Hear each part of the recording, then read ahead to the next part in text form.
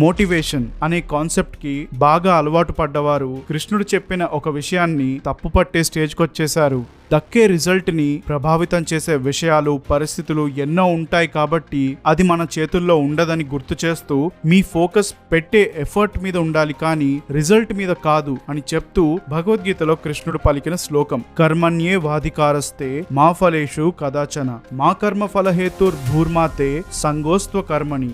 నీకు చేసే పని మీద హక్కు ఉంది కానీ దానితో దక్కే ఫలితం మీద కాదు. ఫలితాల కోసమే కర్మ అంటే పని చేయకూడదు. ఆ ఫలితాల గురించి ఆలోచిస్తూ భయంతో పని చేయకుండా నిలిచిపోకూడదు. ఇది ఆ శ్లోకానికి ఉన్న అర్థం. అయితే చేరాల్సిన లక్ష్యాన్ని పదే పదే గుర్తు చేసుకున్నప్పుడు ఒక మెంటల్ బూస్ట్ ఇస్తుందని మోటివేషన్ కి అలవాటు పడ్డ వాళ్ళు అంటారు. కాకపోతే అలా చేస్తూ మీ ప్రయత్నం ఫెయిల్ అయితే అదే లక్ష్యం గురించి ఆలోచించినప్పుడు డిప్రెషన్ లోకి వెళ్లే అవకాశం కూడా ఉంటుంది. దీనివల్ల మళ్లీ ప్రయత్నించాలి అనే ఉత్సాహం తగ్గుతూ ఆఖరికి ఆ లక్ష్యాన్నే వదిలేస్తారు.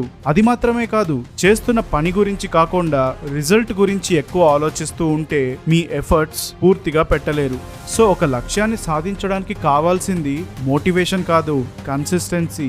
దీనితోనే ఫెయిల్యూర్ ని దాటి సక్సెస్ ని చూస్తారు. సో శ్రీకృష్ణుడు చెప్పినట్టు మీ ఫోకస్ ఎప్పుడు పెట్టే ఎఫర్ట్ మీద ఉంచి పని చేయండి. దీని గురించి మరింత డీటెయిల్ గా తెలుసుకోవాలనిపిస్తే కమెంట్స్ లో చెప్పండి.